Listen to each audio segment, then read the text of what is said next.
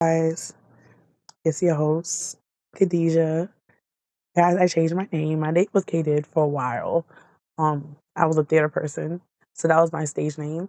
I haven't done that much shows, so and because a lot of my interviews are with Khadijah, so so my name on the platforms you will see in the link tree and things like that will be Khadijah D, because that's who I am now on every platform, pretty much. If they haven't taken my name on any platform. So, welcome back to Hear Our Voices, where we tell stories, give resources, and change the narrative of homelessness. I've been out. Well, you heard of podcast. I want to say around the 8th of February. I've been sick, guys, so bear with me. My voice has been on and off. I've been having problems. If you listen to the podcast for a while, I've been having problems with between my breathing, my voice, getting sick. I got sick recently because my daughter got me sick. So honestly, that's why. And I wanted to just come on with this little topic. I might do things like this once in a while just to pique your interest on things I'm thinking about and think of things that's actually coming out about homelessness and things like that. So a couple of things I might just give you a link on it, on anything happening. But some things that's happening right now, guys, is a lot of advocacy days on in Albany. This is for New York City. I would assume that everybody have their own, place to go to in every state. Right now, I'm covering New York City. And so if you want to see about different Albany days that people go up for, like child poverty or things like that, honestly, you could just Google it. And different organizations are going up to Albany to be able to make a difference in different things. Child poverty is one, families is next, shelter, and things of those nature. So, if you don't know, the Family Homelessness Coalition is the person who's over the podcast, right? And how we get funding and things like that. And they have a couple of advocacy days coming up. So by the time this thing come out, I will have the editor add that information. We had picked a day and then we changed it. If all else fails, everything will be updated on Twitter, so you could be joined along with our people. I usually don't go to the advocacy days, sorry. Because I have my daughter. If you don't know, I have a baby. Well, she's not a baby, she's 9 now, but she's my baby forever. And because of that, with school, it's kind of hard for me to do it. I'm a single mom. If you've been listening here for a while, you can tell. If not, I'm telling you, I'm a single mom. So, but our crew and people who have been on the podcast before, people behind the scene who help with editing. Well, I do the editing, but like descriptions and stuff like that, they'll be going to those kind of events. So you get to meet those kind of people, those people who are, you hear the voice or just in the background, making a difference on every front. That's what we're trying to do, right? So I actually had it was an idea given to me, and I'm gonna be interviewing people, but I'm gonna be looking for people to talk about a certain topic, and I might do that sporadically through the years. Just like a new idea kind of popped up with.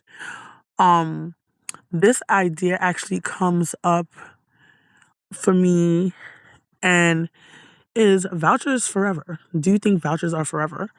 And when should people not getting anymore, kind of thing, right?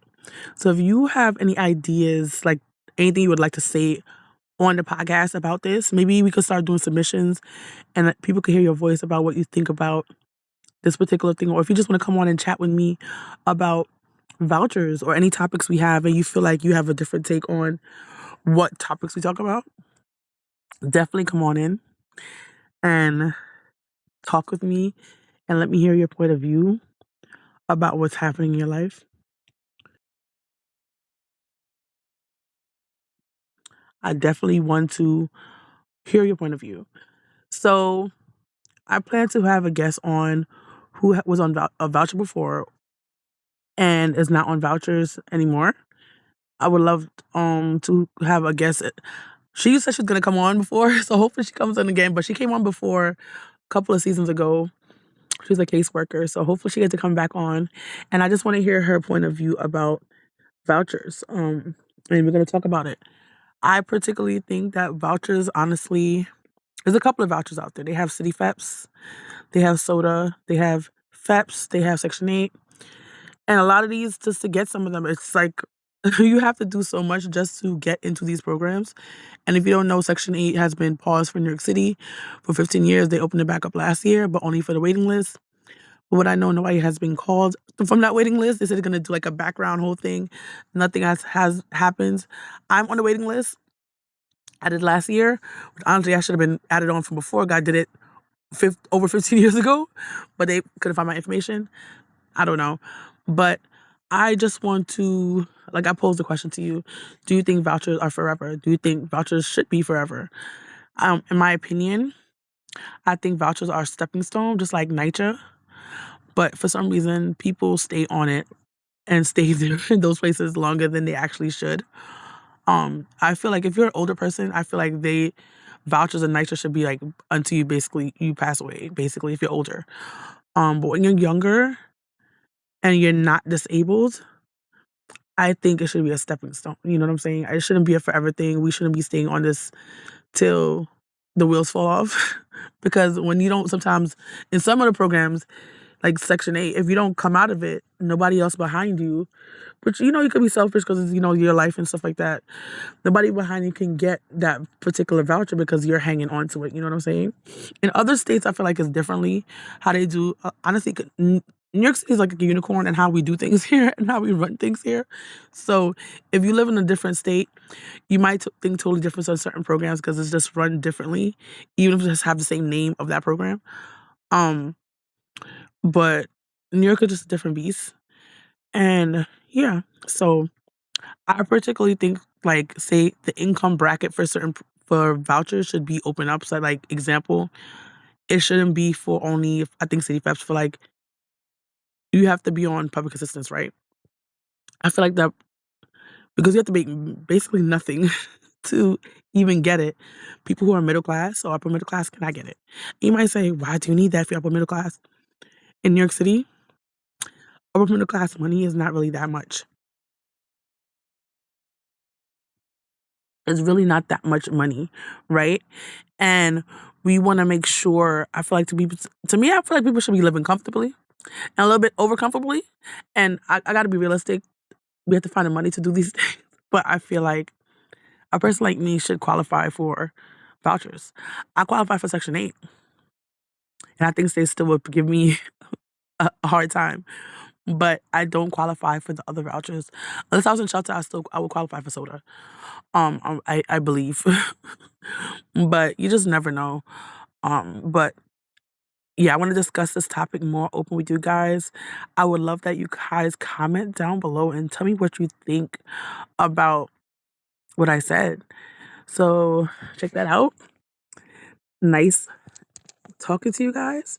Thank you for being here. Thank you for joining the party, and follow us on all our social media platforms. Because we need the help. We need the subscribers. We need the follows. We need the likes. To help grow and to be able to reach broader audiences and making a change. In policies and things like that, to be able to help people and to do more in general.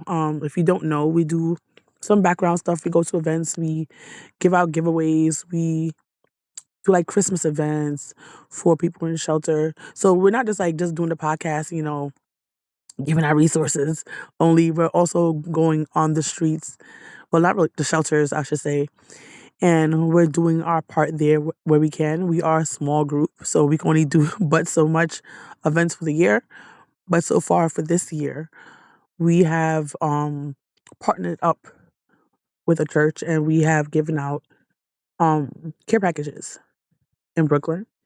And hopefully we get to do more. We have our annual Christmas celebration that we do, obviously, around Christmas. We did it last year, and hopefully, and it was bigger than the year before. So hopefully this year is bigger too. And you live and you learn kind of thing. So we're not just here doing a podcast. We're actually out there. We go to events. We go to talk on different panels, and we go to talk about legislation with the people up there who's making the laws for us, and hopefully they can make a change if they hear our voices. So we see how that worked out. Ooh, that's nice. But yeah. So thank you for listening. Thank you for being amazing. Help us share and put this out there. And have a good day. Okay, you guys. Bye.